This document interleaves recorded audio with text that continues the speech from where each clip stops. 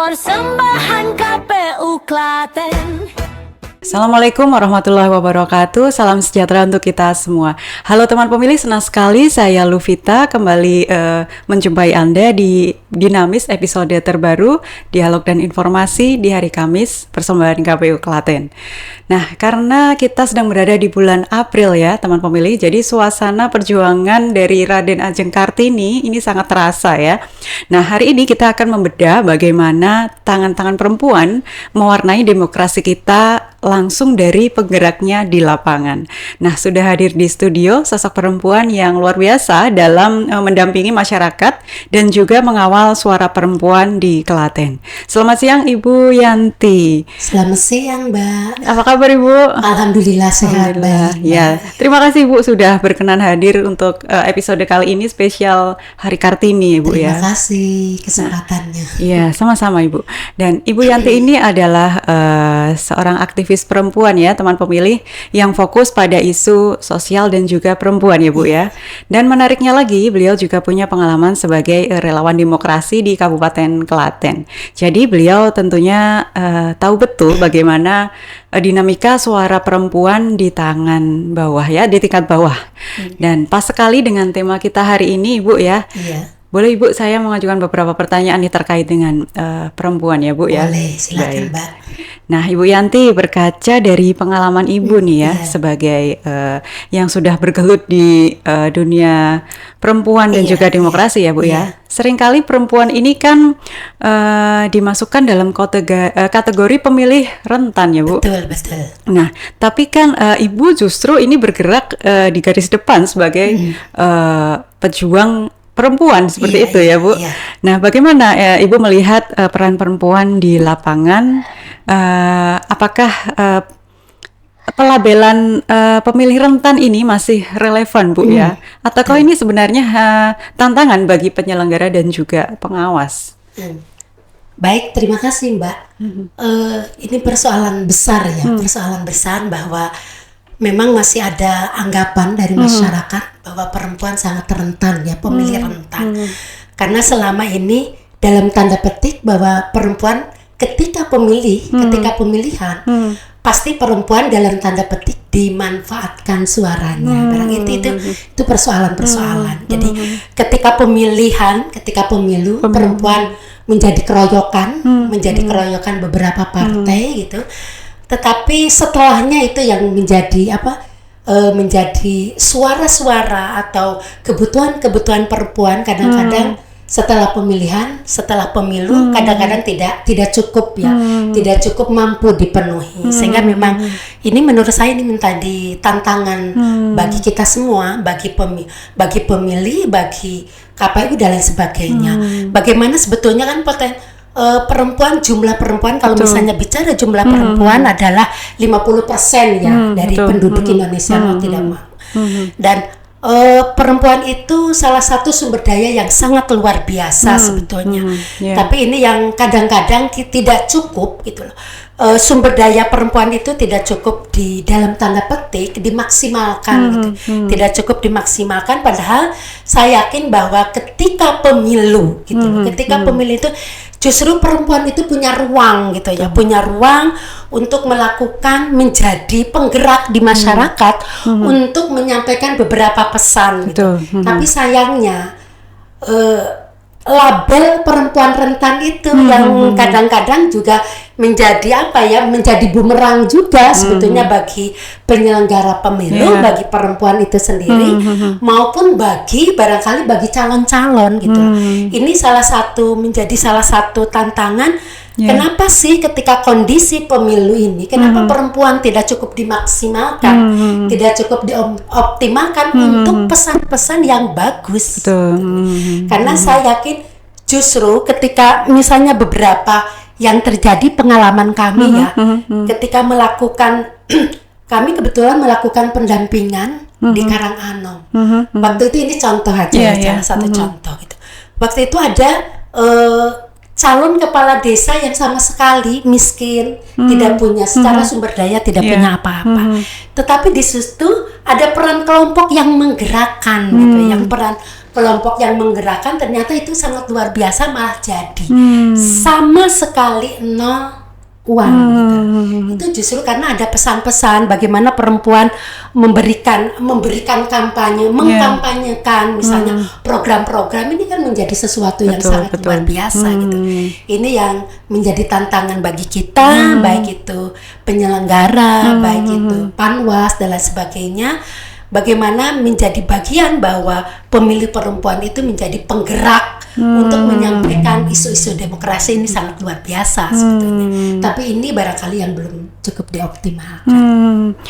Ya, Bu. Memang perempuan ini gimana ya, Bu? Lebih selama ini kan selalu peran laki-laki yang di kancah politik ya, Bu ya. Apakah mungkin masih ada rasa takut begitu ya, Bu? Atau mungkin sekedar menganggap politik itu sebagai urusan laki-laki seperti itu ya, Bu? Betul. Karena ini barangkali cara pandang lagi-lagi bahwa politik itu kotor, politik itu rakus, politik itu mahal dan lain sebagainya. Sehingga barangkali stigma perempuan itu kan perempuan dari kecil tidak diperkenalkan persoalannya kan.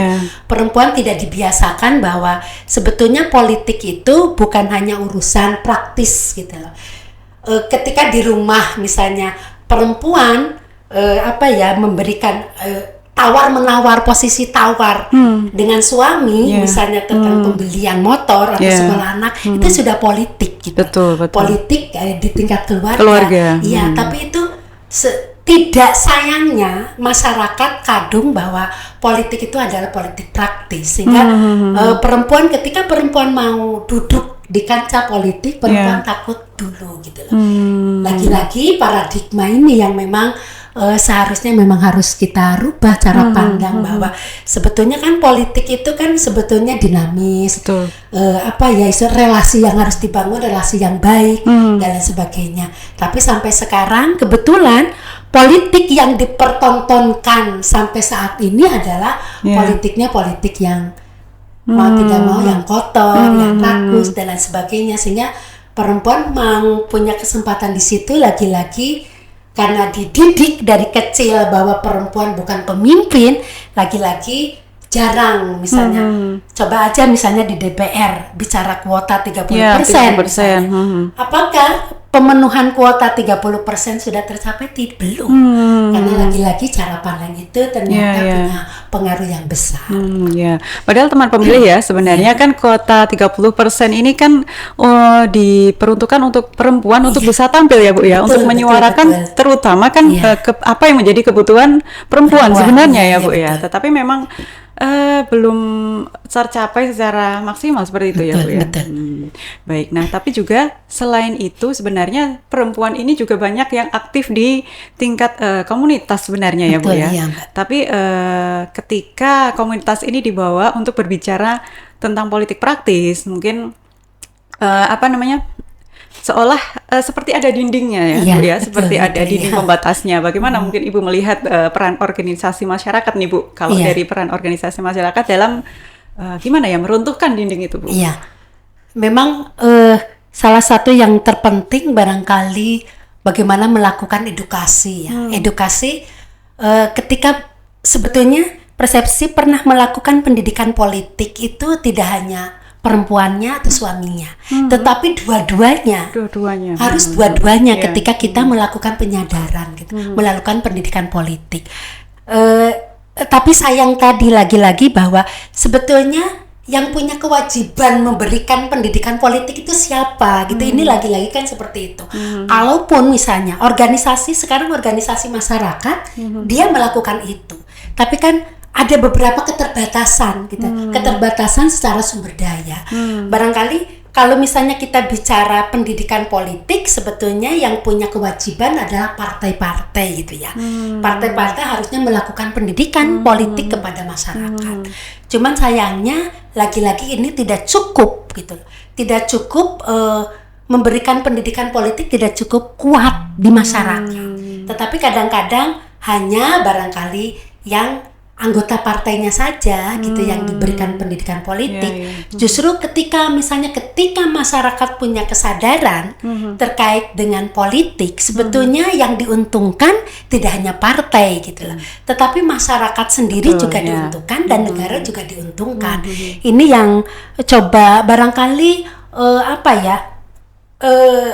konsep pendidikan politiknya itu sendiri barangkali juga harus diperbaiki secara konsep ya, tidak hanya sekedar pemilihan misalnya pemilihan itu, tapi yang terpenting adalah bagaimana memberikan dasar, mendirikan ruh terhadap pendidikan politik itu. Kenapa pendidikan politik itu perlu sebetulnya? Itu yang perlu ditekankan. Tidak hanya sekedar memilih dan lain sebagainya, tetapi ketika dasar itu tidak diberikan sehingga demokrasi itu tidak tercapai menurut saya. Ini yang kalau misalnya ini menjadi refleksi juga ketika melakukan pendidikan politik, justru dasar akar persoalannya yang harus dipegang gitu lah. Karena ketika masyarakat pendidikan politiknya tercapai, insya Allah menurut saya masyarakat akan tahu kenapa saya harus terlibat di politik, agar dia tidak dibohongi, agar dia bisa mengawal pembangunan dan lain sebagainya. Itu pendidikan politik kita belum sampai di situ, hanya permukaan saja, formalitas saja. Sayang. Gitu, sebenarnya kalau pendidikan politik itu tidak hanya ketika akan pemilu ya Bu, berarti betul. Jauh sebelum pemilu. Jauh bahkan sebelum pemilu. Mungkin di tingkat barangkali kalau awal ya usia pemilih pemula mungkin sudah mulai diberikan ya harus Bu ya. Diberikan, iya. Jadi bukan pekerjaan yang tergesa-gesa seharusnya betul, ya Bu ya. Jadi memang kalau misalnya ini menjadi sesuatu yang sangat betul ya, yang sangat organ, apalagi dengan kondisi demokratisasi kita kan semakin hari semakin melemah, sehingga memang kewajiban, makanya kalau misalnya di beberapa, kenapa salah satu contoh misalnya, kenapa koperasi, kenapa persepsi melakukan pendidikan politik, karena kita sadar betul bahwa pendidikan politik itu menjadi dasar tadi, dasar bahwa kita itu harus mampu melakukan pengawasan terhadap perencanaan tidak hanya perencanaan negara, tetapi perencanaan di kelompok juga harus dilakukan, sehingga memang kesadaran melakukan pendidikan politik itu harus ada tahapan-tahapannya. Makanya kalau sekarang kan KPI sudah mencoba untuk melakukan pendidikan politik kepada anak-anak muda gitu loh. Karena anak-anak muda itu kan daya siarnya kan lebih tinggi, sehingga memang di samping daya siarnya lebih tinggi, barangkali agar kesadaran itu yang harus ditumbuhkan dari sekarang. Iya, betul gitu, Bu. Barangkali. Apalagi sekarang era digital ya Bu ya. Betul. Kalau yang kita ikuti bersama-sama akhir-akhir ini kan banyak sekali mungkin protes atau mungkin ada gelombang protes, ada gelombang masukan dari masyarakat, itu begitu mudahnya lewat media sosial ya Bu ya. Dan kita juga tahu ya tantangan di samping itu kita juga tahu tantangan budaya atau stereotip juga masih ada terhadap perempuan ya Bu ya. Seringkali juga ibu-ibu yang merasa politik itu jauh dari dapur lah, urusan dapur gitu ya Bu ya. Bahkan mungkin kita lihat penjual di pasar mungkin kaitannya seperti itu ya Bu. Atau mungkin ibu-ibu rumah tangga juga ya yang merasa siapapun pemimpinnya ya hidup saya tetap seperti ini. Padahal kan keputusan di kursi kekuasaan itu kan juga bisa menentukan mungkin harga gas ibu-ibu di rumah gitu kan ya. Biaya sekolah anak-anak seperti itu ya Bu ya. Nah, Ibu bagaimana ya cara mematahkan rasa apatis itu ya Bu ya, dan meyakinkan mereka bahwa terlibat dalam demokrasi ya teman pemilih, sekecil apapun misalnya melaporkan kendala layanan publik misalnya, atau mungkin ibu-ibu ikut datang ke TPS misalnya, itu sekecil itu bisa membawa perubahan. Bagaimana bisa memberikan ya itu tadi pendidikan politik itu mungkin dengan jalan yang seperti apa Bu untuk perempuan ini, mungkin apakah ada cara-cara khusus pendekatannya Bu?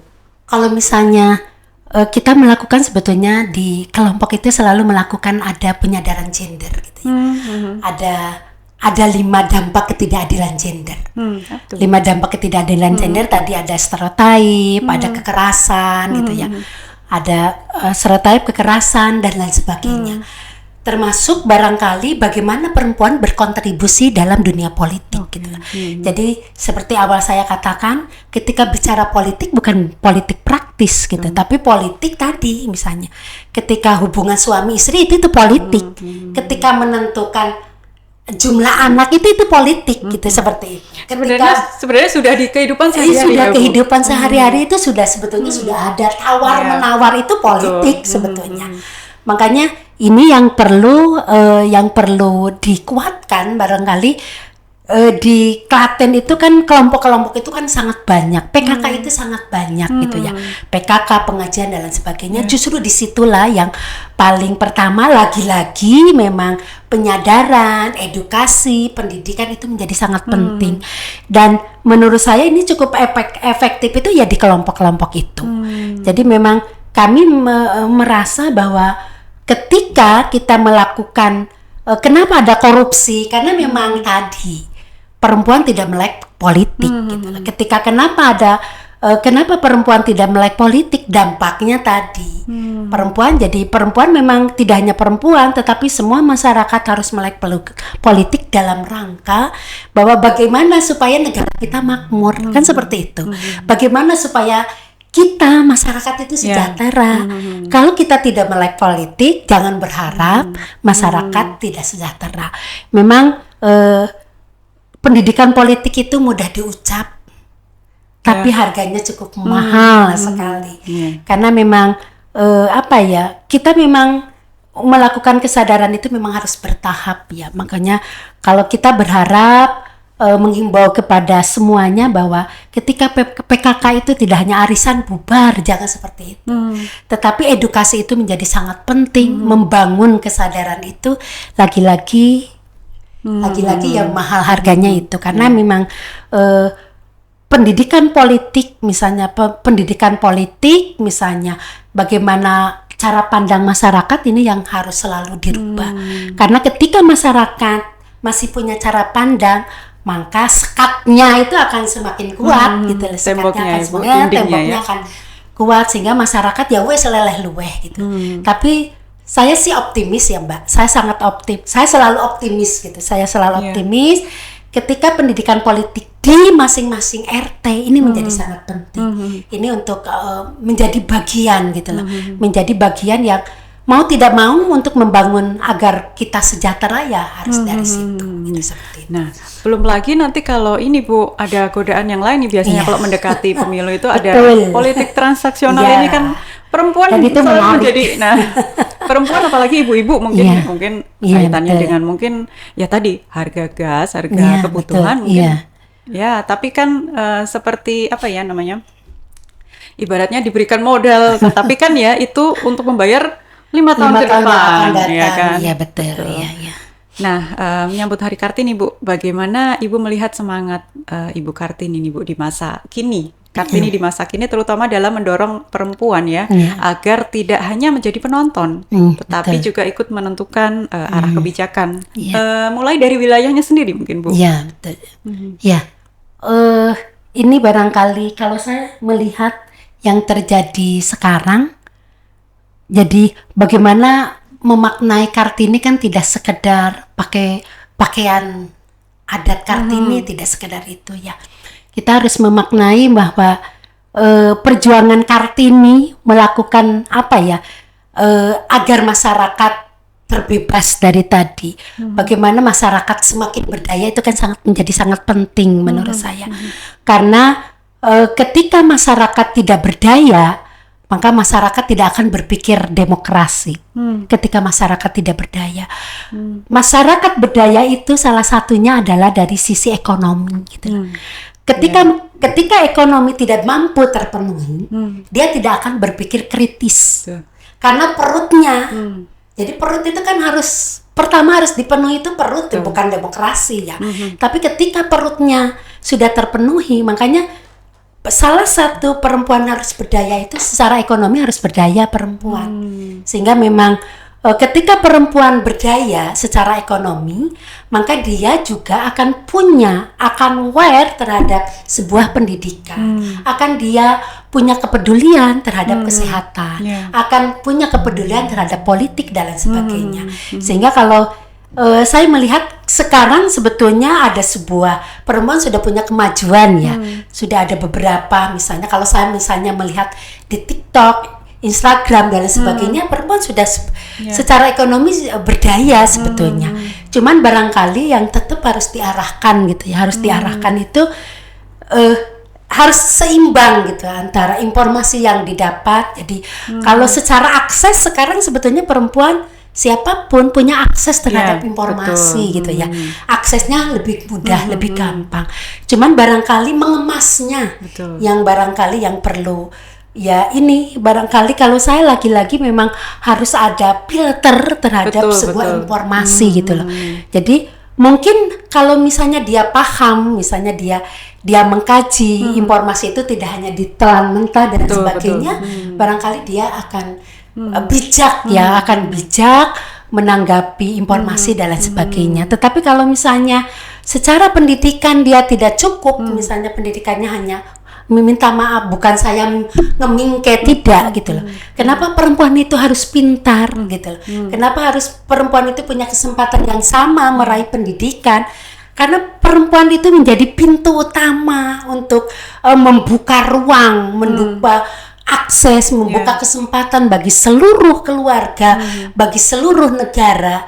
Ada di perempuan itu sendiri untuk mendapatkan akses. Sehingga kalau saya lagi-lagi memang kuncinya memang ada di pendidikan gitu. Pendidikan jangan dianggap bahwa pendidikan itu harus formal. Pendidikan informal di kelompok juga itu pendidikan. Itu ya, itu menjadi salah satu. Mengapa misalnya di kelompok itu harus ada perencanaan, harus ada menyusun anggaran dalam rangka ketika dia di masyarakat dia akan seperti itu, akan melakukan pengawasan, akan dan lain sebagainya. Jadi perempuan itu memang harus pintar, tidak sekedar mengelola uang, tetapi pintar dalam mendapatkan akses, tidak pintar, kritis, bijaksana itu menjadi bagian untuk mencapai demokratisasi. Sehingga kita sih tidak berharap, tidak menginginkan tadi uang 50.000 ternyata mengorbankan 5 tahun yang akan datang gitu loh kan. Ini juga menjadi menjadi pekerjaan berat bagi kita semua, barangkali pekerjaan berat bagi kita semua. Memang kalau saya lihat memang tidak semua ya. Kalau misalnya kebetulan saya ada di sebuah desa gitu, saya di tingkat RW gitu ya, di tingkat RW ketika saya bertanya, kan ada serangan. Ketika saya apakah semua gitu, saya juga kebetulan saya BPD gitu lah, jadi kebetulan saya BPD, jadi saya ketika mau pemilu saya pasti ini ya muter gitu. Ya. Ini yang dapat siapa sih orang-orangnya? Ya orang-orang itu saja sebetulnya. Tapi berarti yang lain kita masih punya harapan untuk membangun kesadaran, dan ini barangkali menjadi tugas kita bersama untuk agar negara kita sebelum ambruk, barangkali itu menjadi bagian dari yang harus kita kuatkan gitu loh. Kuatkan baik pendidikan formal maupun informalnya, karena ini menjadi media, menjadi ruang bagi perempuan untuk kapan sih perempuan berkontribusi untuk membangun kesadaran, mensejahterakan gitu, agar Indonesia tidak kolab dan lain sebagainya nih. Ternyata perempuan punya peran yang sangat luar biasa. Ya. Yang saya garis bawahi adalah perempuan harus pinter, harus pinter. Apalagi di masa-masa sekarang ya Bu, luar biasa informasi itu sangat luar biasa sekali, dan kita harus pintar-pintar memfilter ya Bu. Iya betul. Ketika kita bisa memfilter, memberikan, dan kita bisa memberikan feedback yang lebih baik lagi juga ya. Iya Mbak. Baik Ibu sebagai penutup Bu ya, Kartini adalah simbol keberanian ya Bu ya, dan juga untuk mendobrak keterbatasan perempuan ya. Sebagai penutup, apa pesan Ibu bagi perempuan-perempuan penggerak di luar sana yang mungkin sedang berjuang juga Bu di komunitas kecil atau mungkin juga di desa, agar mereka tetap semangat menjadi cahaya ya bagi lingkungannya. Iya. Kalau saya sih memang ketika perempuan berdaya, masyarakat, keluarga akan berdaya, masyarakat pun akan berdaya, dan negara juga akan berdaya. Tetapi ketika perempuan tidak berdaya, tidak punya daya kritis, tidak punya keinginan untuk melakukan perubahan, jangan berharap bahwa akses kesempatan itu akan diambil oleh perempuan. Sehingga memang saya selalu saya selalu menekankan bahwa perjuangan kita memang tidak sampai di sini ya. Tantangan bagi perempuan itu selalu semakin banyak gitu.